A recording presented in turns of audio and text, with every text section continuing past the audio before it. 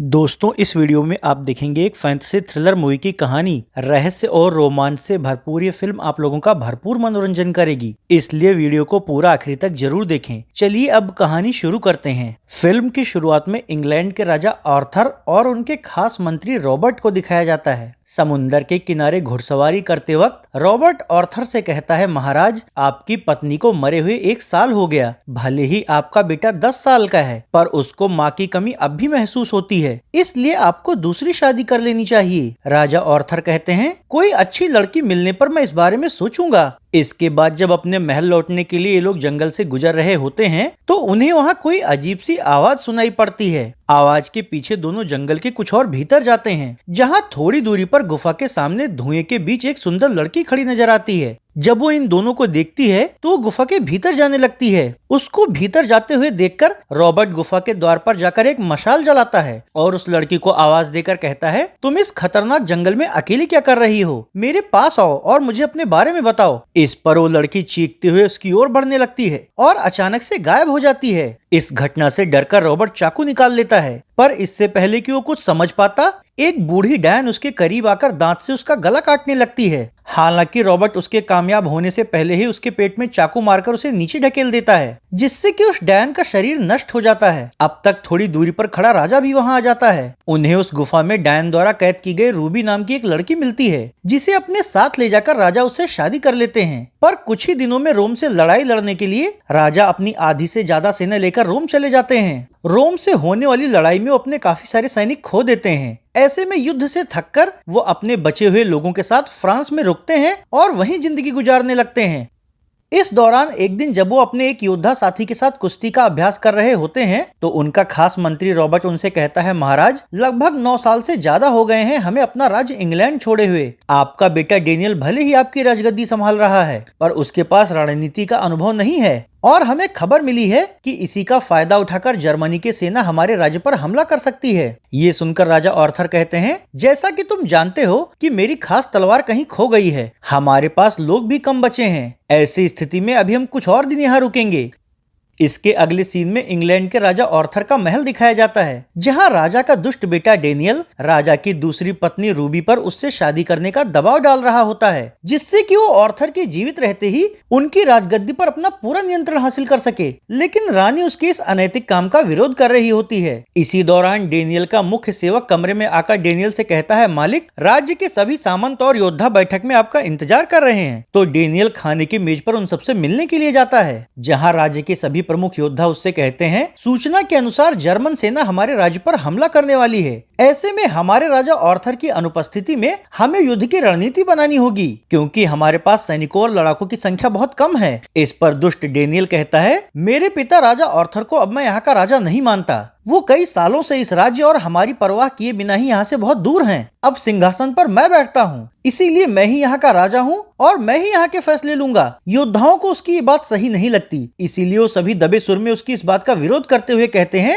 राजा Arthur युद्ध हम लोगों के लिए लड़ने गए थे और वो वापस भी जरूर आएंगे। तो डेनियल कहता है, नहीं, वो युद्ध अपनी महत्वाकांक्षा पूरी करने गए हैं। वैसे भी युद्ध तो कब का खत्म हो गया है। ऐसे में अगर उन्हें इस राज्य की फिक्र होती तो अब तक जरूर लौट आते। और रही बात जर्मन सेना से युद्ध की रणनीति बनाने की, तो हम जर्मनी से लड़ने की बजाय उनसे हाथ मिलाएंगे और उनके साथ खाने की मेज पर मिलना पसंद करेंगे। ये सुनकर सभी योद्धा नाराज हो जाते हैं और उससे कहते हैं, राजकुमार, ये तो अपने राज्य के साथ गद्दारी करना होगा, क्योंकि वो हमारा दुश्मन राज्य है। उससे झुककर मिल जाना हमारे राज्य और यहाँ के लोगों का अपमान होगा। हालांकि डेनियल अपनी मर्जी पर ही अड़ा हुआ होता है। ऐसे में एक योद्धा जब उसकी इस बात का ज्यादा विरोध करने लगता है तो उसे सबके सामने ही चाकू घुसाकर मार डालता है। इस घटना से सभी स्तब्ध रह जाते हैं, जबकि डेनियल सबसे कहता है, क्या तुम में से कोई और भी है जो मेरी बात का विरोध करना चाहता है? वहाँ मौजूद राजा आर्थर की चचेरी बहन अमांडा, जो कि डेनियल को मोहरा बनाकर खुद राजगद्दी हथियाना चाहती है, वो सभी योद्धाओं से कहती है, मैं डेनियल के समर्थन में हूँ। राजा के तौर पर उसे ही यहाँ के सारे फैसले लेने चाहिए और हम जर्मनी से लड़ने के बजाय उनसे समझौता करेंगे। बताओ, तुम में से कौन कौन डेनियल के साथ है? ज्यादातर योद्धा उसका समर्थन नहीं करना चाहते, लेकिन डर की वजह से मजबूरी में वो सभी उसका समर्थन करने को तैयार हो जाते हैं।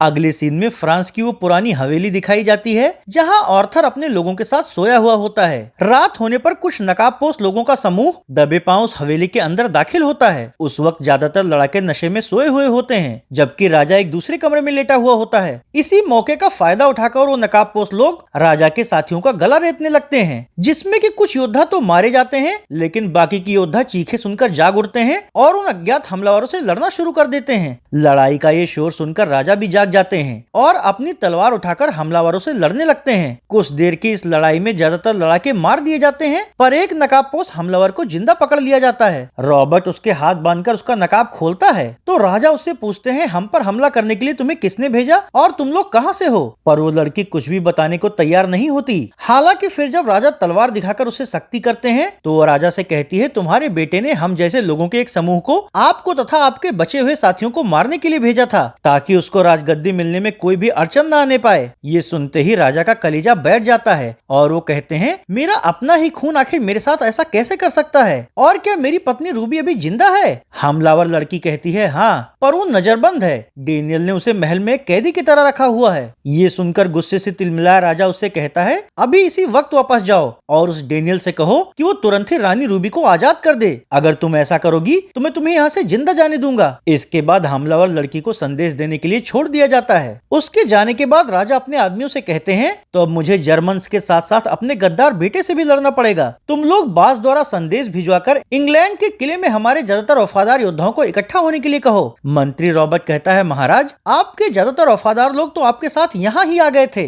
वहाँ बहुत कम ही योद्धा बचे हुए हैं। उनमें से भी अब पता नहीं कितने लोग आपके लिए वफादार हैं और कितने लोग डेनियल के लिए। राजा कहते हैं, जो भी हो, पक्षी भेजो, कोई ना कोई तो जरूर होगा। अगले सीन में रानी रूबी को दिखाया जाता है, जो एक खास लॉकेट देखकर किसी के बारे में सोच रही होती है। तभी हमेशा की तरह डेनियल उसके पास आकर उससे कहता है, शादी तो तुम्हें मुझसे ही करनी पड़ेगी। आखिर क्यों अपनी जवानी बर्बाद कर रही हो? आर्थर नहीं आएंगे और अब चाहे कुछ भी हो जाए, मैं यहाँ की राजगद्दी से नहीं हटूंगा। रानी कहती है, शर्म करो, मैं तुम्हारे पिता की दूसरी पत्नी हूँ, इसीलिए मैं तुम्हें हमारे रिश्ते को कभी कलंकित नहीं करने दूंगी। अगले दिन डेनियल अपने पिता की चचेरी बहन अमांडा से आगे की रणनीति पर चर्चा कर रहा होता है। अमांडा जादू टोना करना जानती है, इसीलिए वो एक ताजे सेब को सड़ाकर उसे दिखाती है। डेनियल पूछता है, इससे क्या होगा? तो अमांडा उसके सिर पर हाथ रखकर कहती है, मैंने अपने दिमाग की कुछ चालबाजियां तुम्हें दे दी हैं, जिससे कि तुम अपने पिता की रणनीति से बेहतर ढंग से निपट सकते हो। वैसे भी वो यहाँ आने की तैयारी कर रहे हैं। अगले सीन में इंग्लैंड के समुद्र के किनारे पहुंचे राजा आर्थर और उनके साथी योद्धाओं को दिखाया जाता है। पक्षी द्वारा भेजा गया संदेश पाकर उनके महल के कुछ वफादार योद्धा पहले ही समुद्र तट पर उनका इंतजार कर रहे होते हैं। राजा वहां उन सबसे मिलकर उनका अभिवादन करते हैं। इसके अगले सीन में हमलावर लड़की को दिखाया जाता है। जब वो डेनियल के पास वापस पहुंचती है तो डेनियल उससे पूछता है, क्या मैंने तुम्हें जो काम सौंपा था तुमने उसे पूरा किया? लड़की कहती है, हमने राजा के कुछ साथियों को मारा, पर हमारे ज्यादातर लोग मारे गए और राजा ने मुझे पकड़ लिया था और उन्होंने तुम्हारे पास ये संदेश भिजवाया है कि तुम रानी को तुरंत ही छोड़ दो। उसकी बात सुनकर डेनियल बुरी तरह भड़क जाता है और उससे कहता है, तुम्हारी हिम्मत कैसे हुई मुझे उनका संदेश देने की? इस पर वहाँ खड़ी अमांडा कहती है, इसको एक आखिरी मौका दो, ये तुम्हारा काम जरूर पूरा करेगी। तो डेनियल उस लड़की से कहता है, याद रखो, अगर इस बार तुम राजा को मारने में नाकाम रही तो मैं तुम्हारे किसान परिवार को तड़पा तड़पा कर मारूंगा। इससे मजबूर होकर वो लड़की फिर से राजा को मारने के लिए निकल पड़ती है। दूसरी ओर घोड़े पर सवार राजा अपने साथियों के साथ आगे की रणनीति पर चर्चा कर रहे होते हैं, जिसमें उनके साथी कहते हैं, हमें अपने किले तक जाने से पहले कहीं रुककर और भी लोगों को इकट्ठा करना होगा, क्योंकि अभी हम लोगों की संख्या बहुत कम है और हमें तो ये भी नहीं पता कि डेनियल जर्मन लोगों के साथ मिलकर कौन सी नई चाल चल रहा है। चलते वक्त सामने उन्हें एक पुराना जंगल दिखता है, तो विश्राम के लिए वो लोग उस जंगल के अंदर जाने का फैसला करते हैं। पर थोड़ा ही अंदर जाने पर उन्हें वहाँ अजीब अजीब आवाजें सुनाई पड़ती है, जिसे सुनकर राजा घोड़े से उतर जाता है और अपने साथियों से कहता है, इस पर बिल्कुल ध्यान मत दो और धीरे धीरे आगे बढ़ते रहो। हालांकि फिर जब राजा आगे बढ़ रहा होता है तभी उसे वहाँ रानी का साया दिखता है, लेकिन वो ये सोचकर उस पर ध्यान नहीं देते कि शायद उन्हें भ्रमित करने की कोशिश की जा रही है। इसीलिए वो वहाँ ना रुककर सबके साथ जंगल के अंदर बने हुए खंडहर के अंदर पनाह लेते हैं। अगले सीन में राजा का महल दिखाया जाता है, जहाँ खाने की मेज के सामने बैठी रानी जब खाना नहीं खा रही होती तो डेनियल उससे कहता है, तुम्हारा राजा तुम्हें यहाँ बचाने नहीं आएगा, और अगर वो यहाँ आ भी गया तो मैं उसे जिंदा नहीं छोड़ूंगा, इसलिए सबको भूलकर मेरी रानी बन जाओ। इस बात पर रानी उसे थप्पड़ मारने की कोशिश करती है, लेकिन वो इससे पहले ही उसका हाथ पकड़ लेता है। इधर जंगल में खंडहर किले में राजा सबसे कहते हैं, तुम लोग अलग अलग समूह बनाकर जाओ और जहाँ से भी हो सके लड़ने वाले वफादार लोगों को इकट्ठा करो। इस बात पर उन लड़ाकों में आपस में बहस होने लगती है कि आखिर कोई भी उनका साथ क्यों देगा। तो राजा उन लोगों को शांत करते हुए कहते हैं, एक तो मेरी शक्तिशाली तलवार कहीं खो गई है, दूसरा अगर तुम लोग अभी से हिम्मत हार जाओगे तो हमारा राज्य तबाह हो जाएगा। उसी समय एक पक्षी वहाँ उड़कर आता है और होजो नाम का जादूगर बनकर उनके सामने प्रकट हो जाता है। राजा उसे पहले से पहचानते थे, इसलिए वो जादूगर उन्हें अकेले में ले जाता है, जहाँ राजा उससे पूछते हैं, हमने तो सुना था कि तुम मारे गए। होजो कहता है, नहीं, जादूगरों को मारना इतना आसान नहीं है, पर अब समय बदल गया है, इसीलिए जादूगरों की दुनिया ने इंसानी जीवन में कोई भी हस्तक्षेप न करने का फैसला लिया है। राजा कहते हैं, अगर तुम हमारी मदद नहीं कर सकते तो फिर तुम यहाँ क्यों आए हो? होजो कहता है, क्योंकि तुम अपने लक्ष्य से भटक गए हो। तुमने काफी समय तक अपने राज्य से बाहर रहकर गलती कर दी और अब तुम्हें लगता है कि बिना ज्यादा लोगों और शक्तिशाली तलवार के तुम अपने खुद के राज्य को आजाद नहीं कर सकते। राजा कहते हैं, हाँ, मैं सही तो सोच रहा हूँ। होजो कहता है, नहीं, तुम्हें किसी भी हाल में पीछे नहीं हटना है, फिर देखना कि तुम्हें मदद जरूर मिलेगी। हालांकि वो मदद तुम्हें कैसे मिलेगी ये तुम्हें खुद ही पता चल जाएगा। ये सब बताकर होजो वहाँ से गायब हो जाता है, जिसके बाद राजा अपने साथियों का मनोबल बढ़ाते हुए कहता है, अब कुछ भी हो जाए हम हर हाल में आगे बढ़ेंगे। फिर इसके अगले दिन जब राजा का एक साथी खंडहर से बाहर निकलकर हल्का होने के लिए जाता है तो वो देखता है कि किसी औरत ने अचानक से आकर उसके एक साथी का गला काट दिया है। ये देखकर वो घबरा जाता है और अपने साथी की लाश को खींचते हुए खंडहर किले में लेकर आता है, जिसे देखकर राजा और सभी लोग घबराकर उससे पूछते हैं, आखिर इसके साथ ऐसा कैसे हुआ? वो योद्धा कहता है, महाराज, ये सब एक लड़की ने किया। राजा कहते हैं, जरूर वो वही लड़की होगी, कुछ लोग जाओ और उसे खोजो। अब मैं समझ गया हूँ कि डेनियल एक एक करके सबको खत्म करवा रहा है ताकि मैं अकेला पड़ जाऊं, पर मैं ऐसा बिल्कुल नहीं होने दूंगा। इसके बाद सभी लोग मिलकर अपने उस साथी योद्धा का अंतिम संस्कार करते हैं। अगले सीन में राजा का महल दिखाया जाता है, जहां डेनियल अपने सेवक से कहता है, शादी की तैयारियां करवाओ और रानी से बता दो कि मैं हफ्ते के आखिर में उससे शादी करूंगा, चाहे उसकी मर्जी हो या ना हो। जबकि इधर जंगल में राजा सबका अलग अलग समूह बनाता है और मंत्री रॉबर्ट से कहता है, सभी लोग अलग अलग दिशाओं में जाओ और जितने ज्यादा लोग मिल सके उन सबको इकट्ठा करके मुझे हमारे किले से पहले पड़ने वाले पहाड़ी मैदान में मिलना। तो अब कुछ लोग घोड़ा लेकर जबकि कुछ लोग पैदल ही निकल पड़ते हैं। फिर सबसे आखिर में मंत्री रॉबर्ट भी राजा से विदा लेकर वहां से निकल पड़ता है। हालांकि उसी दौरान हमलावर लड़की पीछे से मुंह दबाकर अकेले खड़े राजा को नीचे गिरा देती है।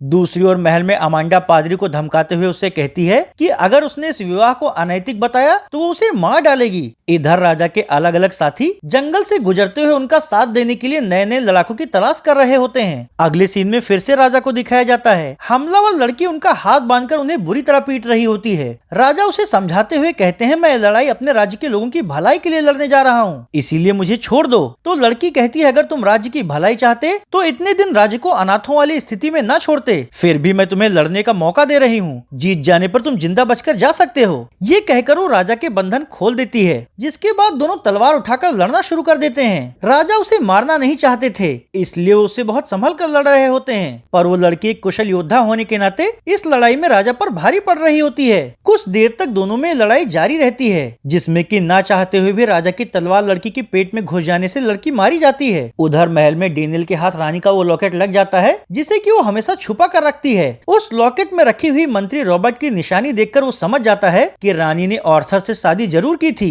पर उसका रिश्ता रॉबर्ट के साथ भी था। इसी दौरान रानी उसके पास आती है और उससे पूछती है, तुमने मेरे संदूक से लॉकेट क्यों निकाला? इस पर डेनियल कहता है, अगर मैंने लॉकेट नहीं खोला होता तो मुझे कभी पता नहीं लग पाता कि तुमने शादी तो मेरे बाप से की थी, पर तुम्हारे दिल में मंत्री रॉबर्ट है। अब अपना सच खुल जाने से रानी बहुत परेशान हो जाती है।